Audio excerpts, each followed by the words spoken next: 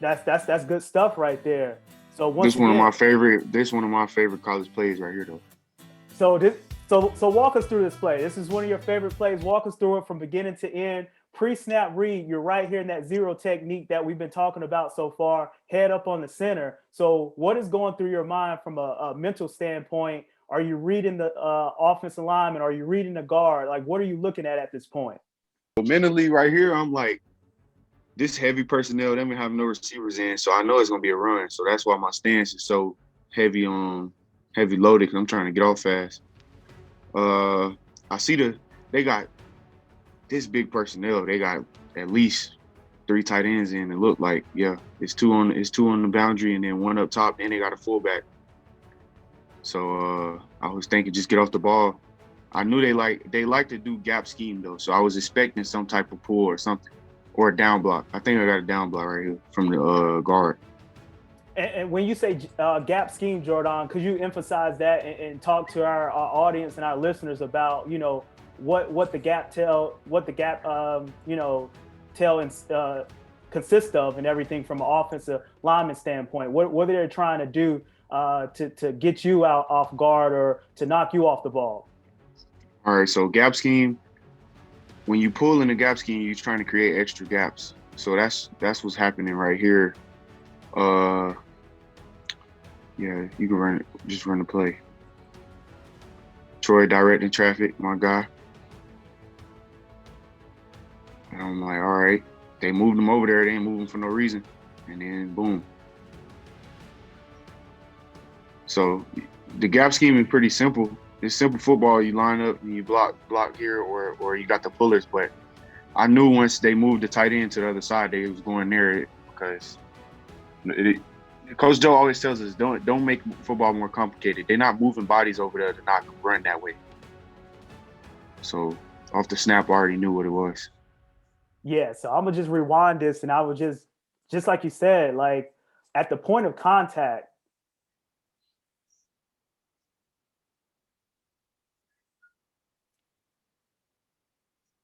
right here, Yeah.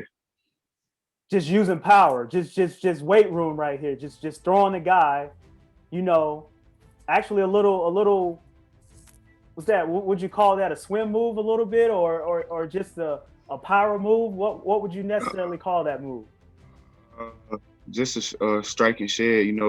Once this is what I was telling you about when you get the block and you know the block. This was a back block, so you got the pullers. But if you're on the front side, you get the back block. When that means the center's gonna block the person adjacent from you, and then the guard's gonna come to you. So I'm knowing they're not gonna run inside if you get in the back block. So you got to go over the top. So as soon as I felt the back block, I just shed him. His momentum already taking him across my face anyway. So it was just like a quick shed. Quick shed block. Once again, running downhill, making a tackle on Bryce Love. A Heisman Trophy candidate at that time. And right here, you give a little extracurricular activity, just dancing and everything like that. So I know you're a Florida guy. So what you be bumping before the games to get you crunk, or is that a little bit of Rick Ross? Is that Plies? What gets you going before the game? I listened to Kodak before the game, Kodak, Future, but now I listen to different. But then that was Kodak though, definitely That 2018. so that was Kodak right there. So that was Yeah, 2018 going against Stanford and Bryce Love. So no, I was just reiterating. I love to see the big guys kind of get down, after making a play and just dancing and everything like that. So you said that yeah, you was definitely jamming a Kodak around that time. definitely. Definitely. All right, so we got another play against Stanford. This is also 2018 as well. Now, right here, you're lined up, not over the center, Too so too high. Once again, that same too high. So once again, got your left hand in the dirt. Back is parallel, and we're just gonna play this right here. Getting pushed, getting pushed, getting pushed, and you know what they always say, Jordan. If you can't get to the quarterback, what's the next best thing to do?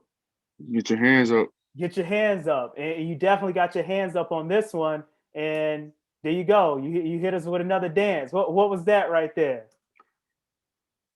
Just this whole week, my teammate Matrell was like, "You got to turn up on these boys, man. They're not ready for us," and that's what that was. Okay, Uh, okay. Listen, it just rocking with that Kodak. yeah. So as I run the play again, Jordan, you see, getting that push, it, you know, real good coverage on the back end because it really looks like KJ Costello had nowhere to throw the ball. And, he's trying to throw that crossing route, but you get that hand up there and you deflect the pass. So you get that PD. So as a defensive lineman, how good did that feel getting a pass deflection? And I know it's not a sack, but, talk to our fans and our audience about the fact of the pass deflection compared to a sack. Well, any way you can affect the game is good, and the pass deflection is basically a tackle at the line of scrimmage or a tackle for loss because the ball didn't go you didn't gain yards, and usually if you get a pass deflection, it was coming a low route, and most of the time low routes be like a run and catch and get the first down. So it's good to get for me, short dude getting a pass deflection in big game. It was a big play for the game. That's good stuff right there. So we're going to move on to the next play, Jordan. And this is 4th and 1 situation right here. You're definitely lined up on the center. 4th and 1, you know what's coming. What's running through your mind right now? Are you going to fire off high, fire off low, submarine? What are you thinking about right now? Uh, get off the ball, try to get up under. On 4th and 1, Olami getting a 4-point stand, so I'm already in the 4-point naturally. So I'm trying to get up under his helmet and push him back to the quarterback. I already know it's QB sneak. That's what they do every 4th and 1 against everybody. So I was just prepared for it. And you were prepared for because of film study and just throughout the week just game film breakdown and just seeing what they do on 4th and 1. And actually, if you're looking at the film right now, it looks like you're not offsides, but you're right there. Is that something that you do depending on the down and distance, or did you check with the linesman to say if you was offsides at this point? Nah, that's how I like to play up on the ball. So they'll get a Olami less time to react. But right here on 4th and 1, you got to eat up as much space as they'll let you. So. And I'm gonna run it. And exactly, you got that leverage. You came off in a 4-point stand, submarine, and you guys got to stop on 4th and 1. But pretty much our whole conversation so far has kind of been being an impact player at the defensive tackle position, and that might not necessarily show up in the stat sheet. But could you walk us through and emphasize how important that play was from your defensive line position?